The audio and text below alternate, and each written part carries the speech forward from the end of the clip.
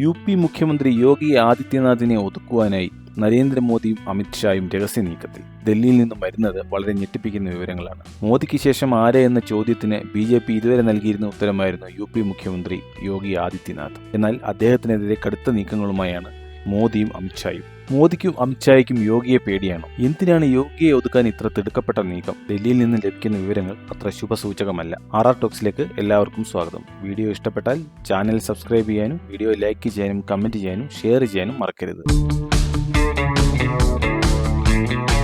10 വർഷത്തെ ഭരണത്തിൽ നമ്മൾ കണ്ടത് അജയ്യനായ നരേന്ദ്രമോദിയായിരുന്നു.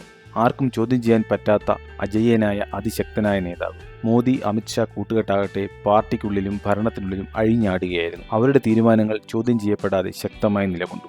എന്നാൽ ആ അവസ്ഥയ്ക്ക് മാറ്റം വന്നിരിക്കുകയാണ്. മോദിക്ക് ശേഷം കേട്ട പേരാണ് യോഗി ആദിത്യനാഥ്. എന്നാൽ യോഗി ആദിത്യനാഥിനെതിരെ പാർട്ടിക്കുള്ളിൽ നിന്ന് തന്നെ എതിർപ്പുകൾ തുടങ്ങിയിരിക്കുകയാണ്. യോഗിക്കെതിരെ യു.പി. ഉപമുഖ്യമന്ത്രി കേശവ് പ്രസാദ് മൗര്യയും യു.പി. ബി.ജെ.പി. സംസ്ഥാന അധ്യക്ഷൻ ഭൂപേന്ദ്ര ചൗധരിയും പരസ്യമായി രംഗത്ത് വന്നിരിക്കുകയാണ്. ഈ തൊഴുത്തിൽ തല്ലും അട്ടിമറിയും ബി.ജെ.പിക്കുള്ളിൽ എങ്ങനെയുണ്ടായി? രഹസ്യമായി പറയുന്ന പരസ്യം അമിത്ഷായും നരേന്ദ്രമോദിയും രഹസ്യമായി നൽകുന്ന പിന്തുണയാണ് ഇത്തരത്തിലൊരു നീക്കത്തിന് പിന്നിൽ. എന്തുകൊണ്ടാണ് മോദിയും അമിത്ഷായും യു.പി. മുഖ്യമന്ത്രി യോഗി ആദിത്യനാഥിനെ യു.പി. മുഖ്യമന്ത്രി ആദിത്യനാഥിനെതിരെ ഇത്തരത്തിലൊരു നീക്കം? യോഗി അമിത്ഷായും മോദിയും പറയുന്ന കേൾക്കുന്ന അനുസരണയുള്ള കുഞ്ഞാടല്ല എന്ന് തന്നെയാണ് സത്യം. എന്നാൽ എന്താണ് യു.പിയിൽ ഇപ്പോൾ സംഭവിക്കുന്നത്? RR ടോക്സ് മനസ്സിലാക്കിയ കാര്യങ്ങളാണ് ഈ വീഡിയോയിൽ ചർച്ച ചെയ്യുന്നത്. നരേന്ദ്രമോദി കഴിഞ്ഞ 10 വർഷമായി എടുത്തിരുന്ന ഒരു തന്ത്രമാണ് എപ്പോഴൊക്കെ പ്രശ്നങ്ങൾ ഉണ്ടാകുന്നു അപ്പോഴൊക്കെ വർഗീയതയുടെ വിഷം തുപ്പുക. അതേ തന്ത്രമാണ് യോഗിയും ഇപ്പോൾ യു.പിയിൽ നടപ്പാക്കുന്നത്. യോഗിക്കെതിരെ പാർട്ടിക്കുള്ളിൽ നിന്ന് തന്നെ ശക്തമായ എതിർപ്പുകൾ വരുന്ന സാഹചര്യത്തിൽ യോഗിയാകട്ടെ കാവഡ് യാത്രയുമായി മുന്നേറുകയാണ്. കാവഡ് യാത്രയുമായി യു.പിയിൽ കറങ്ങി നടക്കുന്ന യോഗിയാകട്ടെ വളരെ വിചിത്രമായ നിയമങ്ങളാണ് അടിച്ചേൽപ്പിക്കുന്നത് ജനങ്ങളിൽ. മുസ്ലിങ്ങൾക്കെതിരെ കൃത്യമായ വർഗീയ വിഷം തുപ്പി മുസ്ലിം സമുദായത്തെ മൊത്തത്തിൽ അടിച്ചമർത്തുന്ന അല്ലെങ്കിൽ കടന്നാക്രമിക്കുന്ന യോഗിയാണ് കാണാൻ സാധിക്കുന്നത്. യോഗിയുടെ യാത്ര കടന്നു പോകുന്ന സ്ഥലങ്ങളിലെല്ലാം തന്നെയുള്ള എല്ലാ ഹോട്ടലുകളിലെയും ഉടമസ്ഥൻ്റെയും തൊഴിലാളികളുടെയും പേര് വിവരം എഴുതി പ്രദർശിപ്പിക്കണം. അതുപോരാഞ്ഞ് ഹലാൽ എന്ന ബോർഡ് അവിടെ എങ്ങും കണ്ടേ പോകരുത്. എന്നാൽ ശക്തമായ പ്രഹരമാണ് യോഗി ആദിത്യനാഥിന് സുപ്രീം കോടതിയിൽ നിന്ന് ലഭിച്ചത്. ഇത്തരത്തിലൊരു നിയമം നടപ്പാക്കാൻ സാധ്യമല്ല. സ്റ്റേയുമായി സുപ്രീം കോടതി എത്തിയിരിക്കുന്നു. നിയമ സംവിധാനങ്ങൾ ഉണർന്നു പ്രവർത്തിക്കുന്നു എന്നത് ജനാധിപത്യം വീണ്ടും തിരിച്ചു വരുന്നു എന്നതിൻ്റെ ലക്ഷണം തന്നെയാണ്. നമുക്കറിയാം, ബി.ജെ.പി. ശക്തമായ മൃഗീയ ഭൂരിപക്ഷത്തിൽ ഭരിക്കുന്ന വേളയിൽ പലപ്പോഴും കോടതികളിൽ നിന്നും ശക്തമായ വിധികൾ ഇന്ത്യയിൽ ഉണ്ടായിട്ടില്ല.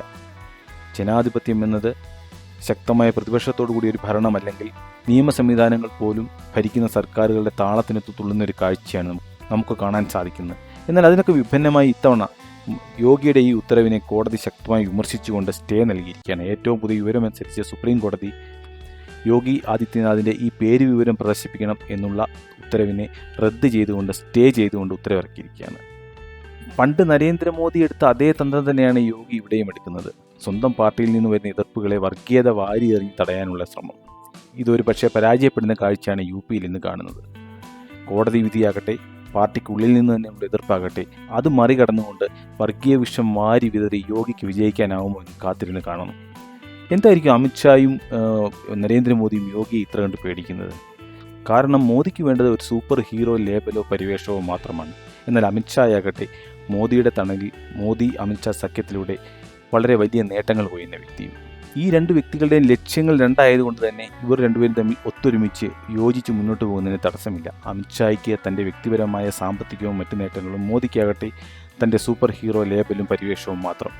എന്നാൽ എന്തുകൊണ്ട് യോഗി ആദിത്യനാഥിനെ പേടിക്കുന്നു എന്ന് ചോദിച്ചാൽ, നേരത്തെ പറഞ്ഞതുപോലെ തൻ്റെ സൂപ്പർ ഹീറോ പരിവേഷം തൻ്റെ മരണം വരെ കൊണ്ടു നടക്കാൻ ആഗ്രഹിക്കുന്ന നരേന്ദ്രമോദിയും സർവ്വ അധികാരങ്ങളും കൈയാളുവാൻ ആഗ്രഹിക്കുന്ന അമിത്ഷായും സ്വന്തമായ വ്യക്തിത്വവും അഭിപ്രായവും അനുസരണശീലവും ഇല്ലാത്ത യോഗി ആദിത്യനാഥ് എന്ന ശക്തനായ നേതാവിനെ തങ്ങളുടെ പിൻഗാമിയായി മുന്നോട്ട് കൊണ്ടുവരാൻ താല്പര്യപ്പെടുന്നില്ല എന്നതാണ് ഒരു നഗ്നമായ സത്യം. വളരെ ലളിതമായ കാരണം.